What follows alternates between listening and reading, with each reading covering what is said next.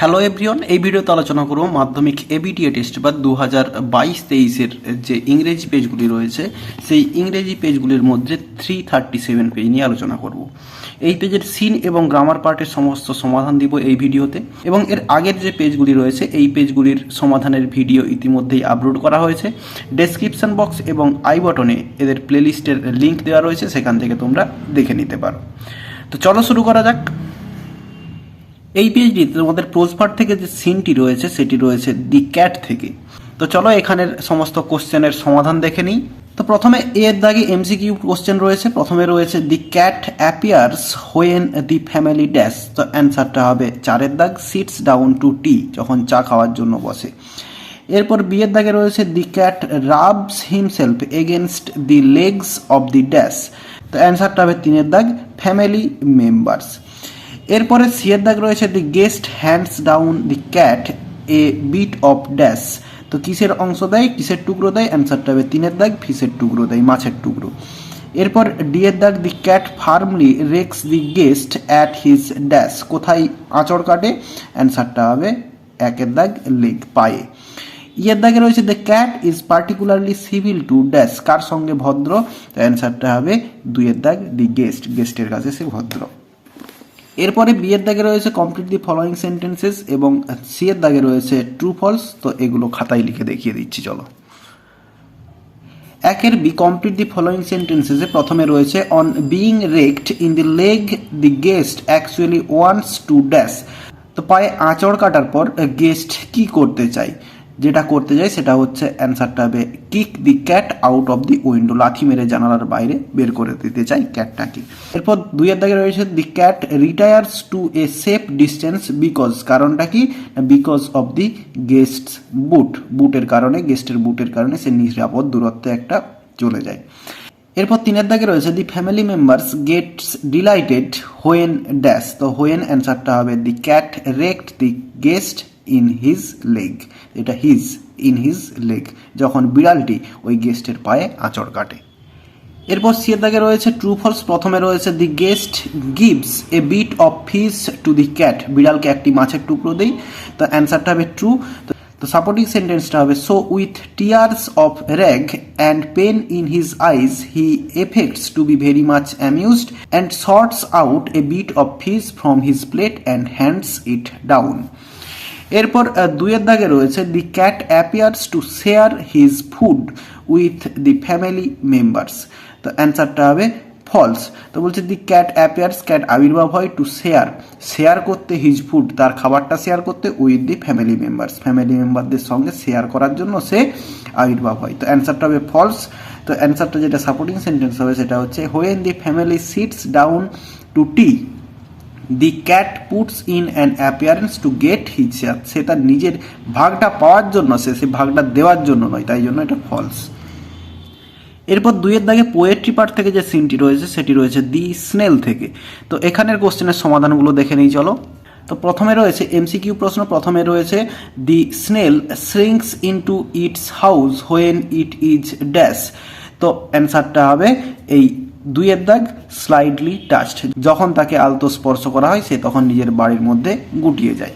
এরপর বি এর দাগে রয়েছে the snail is secured within a dash. তো কোথায় নিরাপদে থাকে, অ্যান্সারটা হবে 3 এর দাগ হিজ হাউস, তার বাড়িতে। এরপর সি এর দাগে রয়েছে the house here refers to the snails dash. তো কোন জিনিসটাকে তার হাউস বলে বলা হয়েছে, তো অ্যান্সারটা হচ্ছে 4 এর দাগ সেল। এরপরে ডি এর দাগে দি স্নেল ডুয়েলস উইথ ড্যাশ। কার সঙ্গে বাস করে, অ্যান্সারটা হবে 4 এর দাগ নো ওয়ান। কারোর সঙ্গে বাস করে না, সে একাকী বাস করে। এরপর বি এর দাগে রয়েছে অ্যান্সার দি ফলোয়িং কোশ্চেন্স। প্রথমে রয়েছে হোয়াট স্যাটিসফাইজ দি স্নেল। এরপরে 2 এর দাগে রয়েছে what fear does not upset the snail. তো দেখে নাও অ্যান্সারগুলি খাতায় লিখে দেখাচ্ছি। 2 এর দাগের বিতে অ্যান্সার দি ফলোয়িং কোশ্চেনে প্রথমে রয়েছে হোয়াট স্যাটিসফাইজ দি স্নেল। তো অ্যান্সারটা হবে the snail dwells alone in his house and it is his only personal belongings. This thought makes the snail well satisfied. এরপরে 2 এর দাগের কোশ্চেন রয়েছে what fear does not upset the snail. তো অ্যান্সারটা হচ্ছে the snail and its house are inseparable.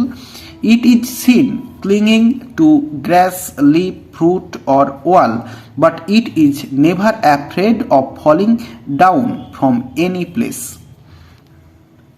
এরপর section বিতে grammar part রয়েছে। প্রথমে রয়েছে 4 দাগে write the correct alternative to fill in the blanks. তো প্রথমে দেখো that night an earthquake dash the town. তো এখানে আছে হিটিং আছে, হিট আছে, ওয়াজ হিট আছে। তো দ্যাট নাইট রয়েছে পাস্ট টেন্সে হবে, তাই জন্য হিট হবে অ্যান্সার। তাহলে that night an earthquake hit the town.